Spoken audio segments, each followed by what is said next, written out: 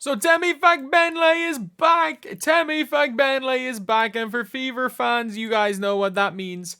You guys know what that means. 6 to 10 points a game on wide open layups from her running the floor. Extra. 2 to 3 assists extra from Caitlin Clark from just Temi running.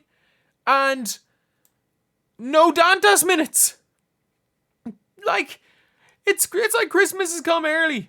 Especially when you're facing the Minnesota Lynx, who just basically stole Hines Allen from the Mystics. I'm telling you, Hines Allen is gonna be a serious player. So they freaking stole her, and you've now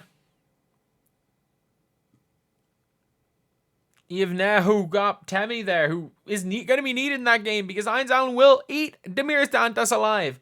Look, I get it. She's got decent hands. She's got a good touch around the basket. But, like, Dantas is charm and soft and moves with lead bricks in her feet. She is someone you can put on for 5 minutes, but she can't be in the rotation. But Temi's back.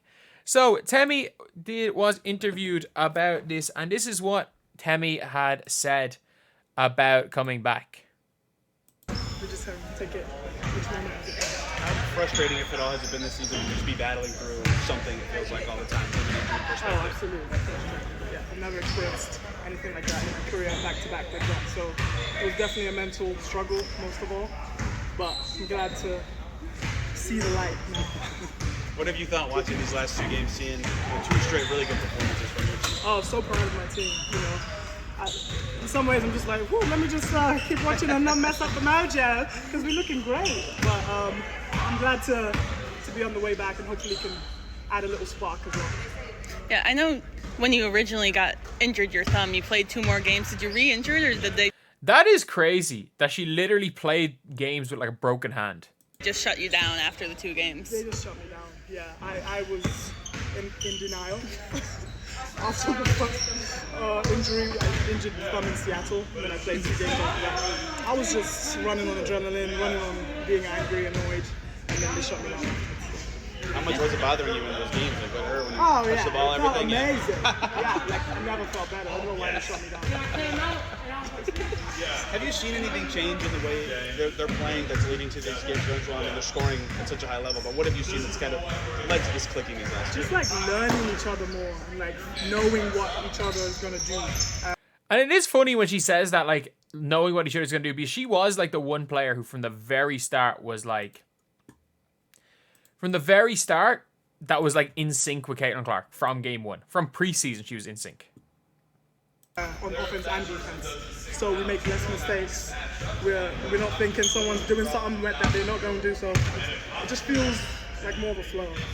I know you talked at the beginning of the season about like kind of having more tenacity in the early games this season. Just have you seen that kind of when you've been on the bench?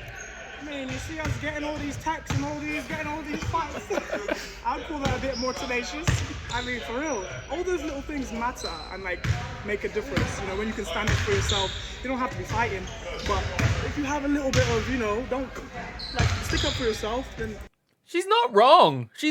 Like, everyone being like, Caitlin Clark needs an enforcer. If this whole team's willing to step up for themselves, no one needs an enforcer when everyone's tough. But you can see here, injured her thumb. She didn't want to believe it. She had a hot start of the season, immediately was integrating the Fever's rotation, gelling quickly with Caitlin Clark as one of the only teammates at the time able to catch her cross-court passes. She broke into starting lineups to 7 games this season, her defensive effort making it undeniable. Then she injured her foot on May 28th, a month later. She was healthy again, coming off the bench to play Seattle, and she got injured in her first game back. But yeah, that is a great thing for the Indiana Fever. And like, if people have only been watching recently, Temi's better for this team than Alyssa Smith. Every game Temi has played, she's been better than Alyssa Smith.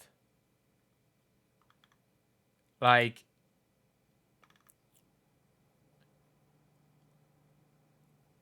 genuinely, she's been much, much better. She's been 100 times better than Damaris Dantas.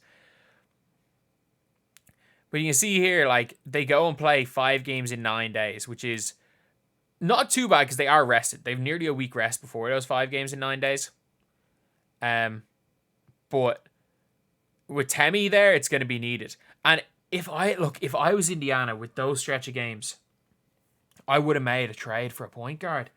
I would have just tried to get a backup point guard because Erica Wheeler's not it.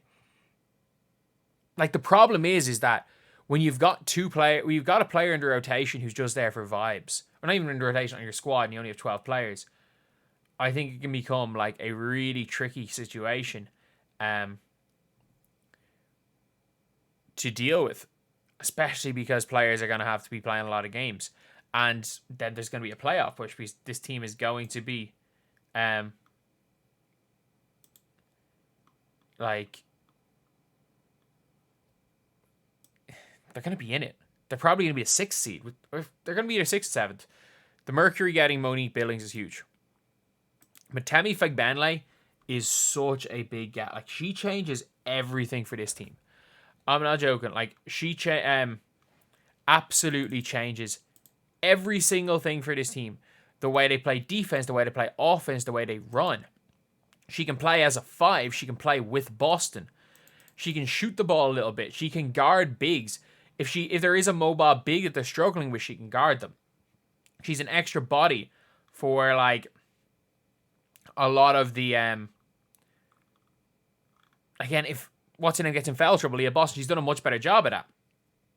But if Leah Boston gets in foul trouble, Temi Fagbenle's right there to step in and can go toe to toe with any center in this league if she's playing well. So if you're the Indiana Fever, you have to be super, super, super happy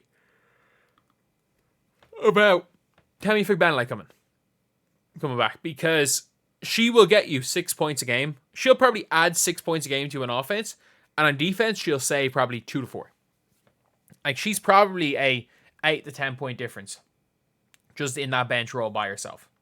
And like, that is, if you are the Indiana Fever, that's all you can hope for. That's all you can hope for, because I think the Fever have a puncher's chance against anyone but the New York Liberty. If the Fever I want to see how the Lynx game is on Sunday before I say how to get on against the Lynx, because the Lynx are really, really good. But if you're asking me who I would take, Fever or the Sun, I think that is neck and neck. I think that's a neck and neck one. If it ends up being Fever and Aces, surprisingly, I think that's pretty neck and neck, especially if the Fever have their full team. I think I want to see the Lynx. I think the Liberty beat everybody, but I think the Lynx might be that number 2 team. But yeah, that's pretty much it. That is pretty much it. Let me know what you guys think in the comment section below. And as always, thank you guys for watching. Please like, comment, and subscribe.